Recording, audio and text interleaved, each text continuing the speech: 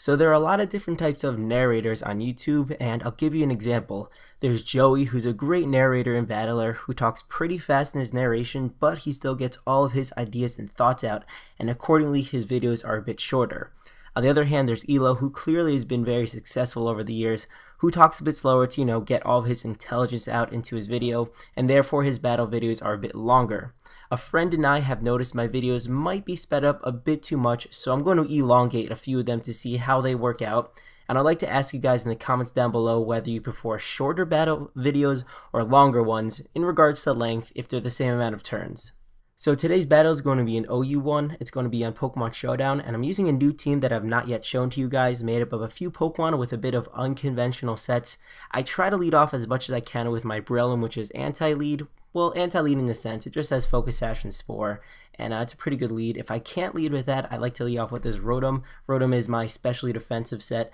I'm also carrying a Durant, which is kind of the star of the team, although it doesn't really have too much of a time to shine in this battle. It's an RU Pokemon that has really great speed, and shout out to Joey who actually gave me the idea to run it in OU. So I'm going to lead off with my Breloom, expecting him to lead off with his Politoed, in which I can put to sleep first turn. Instead, he's going to lead off with his Celebi, which I'm like, I have exactly no clue what set you're going to be. So I want to make the very ballsy decision going to my Donphan right here, as he does show me the trick, giving me the Choice Scarf, indicating that he's the Trick Choice Scarf set, and I've seen these a lot, or rather I haven't seen these a lot, but the ones I've seen do not really have the Grass type move. So I'm not going to think he's going to go for it this turn. He's going to actually go into his Gyarados, as I'm going to set up the rocks this turn, because I know he's going to be switching out a lot. Now he does not show me the Intimidate with his Gyarados, showing me that he is the Moxie set. I thought he was going to pull a double switch, knowing that I'm locked into the Stealth Rocks to keep the momentum on his side. Instead, he's going to go for the Waterfall, which is not rain boosted yet.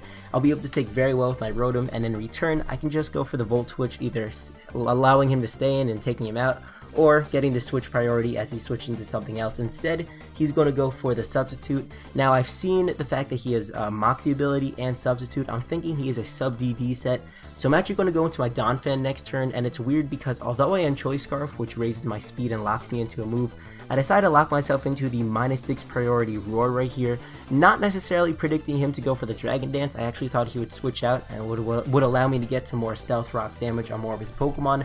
Instead, I want to roar him out into this Politoed, which is going to activate his Rain, and I have to switch out into another Pokemon. I'm going to go into my Rotom. It is my specially defensive wall. I will be able to take any hit very well. Even if he does have that rare HP Grass, I should be able to take that hit fine, and I do have the Pain Split for HP recovery.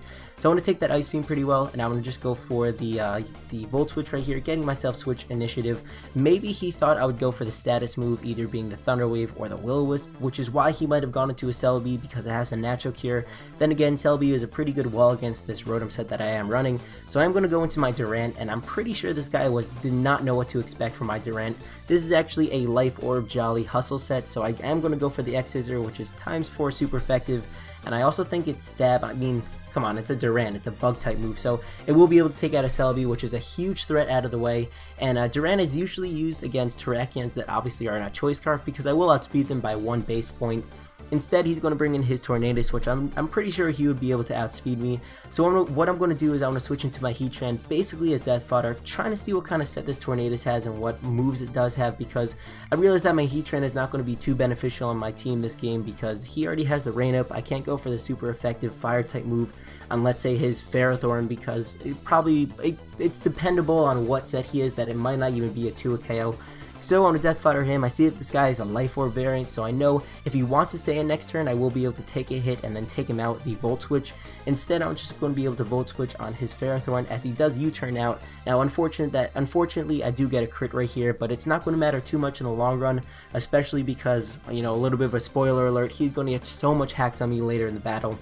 I want to bring in my Breloom right here, because I will be able to outspeed him, and because none of his Pokemon are status yet, I will be able to get the Spore off on one of them. Also, I want to threaten this Ferrothorn out, because I do not want him getting the rocks up, especially for my Breloom, because I don't want my Focus Sash being ruined. So he is going to let his Politoed be a Sleep Fighter, which is a good move because his Politoed already got the Rain Up.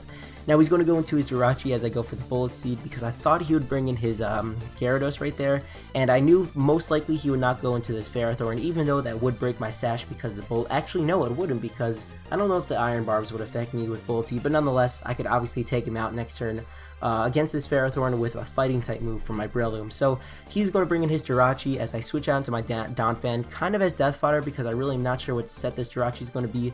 But once I see Substitute, I'm thinking he's the sub-call mindset. It kind of affirmed this when he goes for the Psychic, but I'm just going to go for the Roar because I knew I should be able to take a hit, and then next turn I want to roar him out into his Tornadus.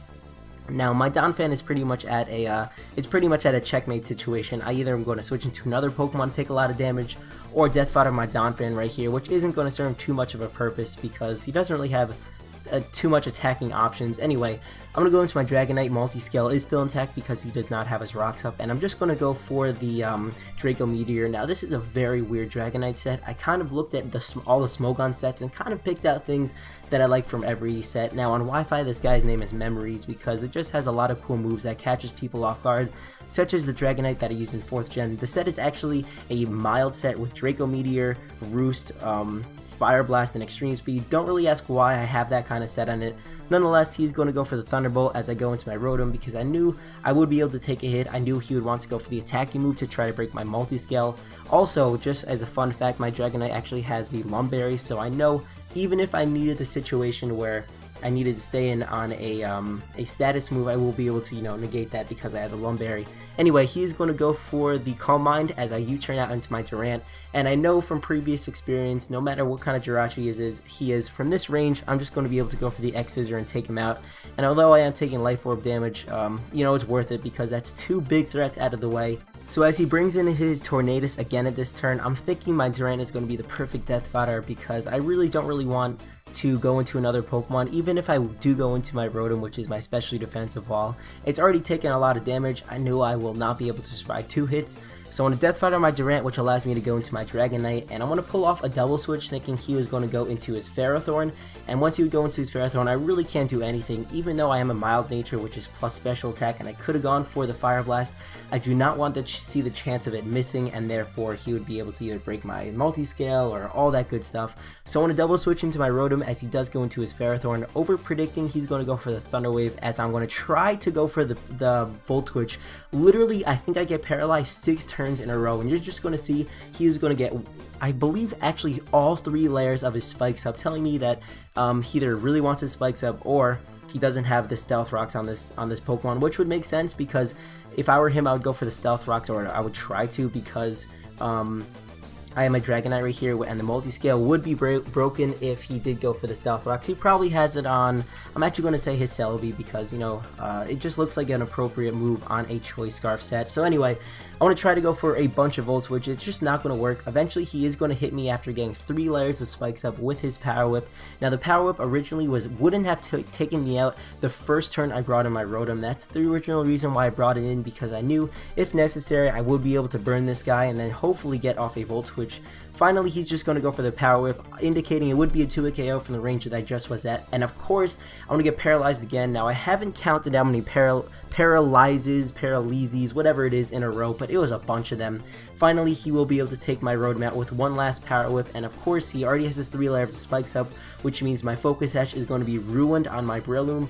I do have to bring it out though, because it is the only thing to perhaps scare this Ferrothorn out, and I'm just going to go into it. Now, I do have a chance of going right for the Swords Dance, thinking that he was going to switch out, which is what I'm going to do, even though he did have a chance to go for the Thunder Wave. Unfortunately, he is going to take that route, which is a bit unfortunate for me, because it just means I could get Parahaxed more, and I could perhaps get Parahaxed on a really crucial turn.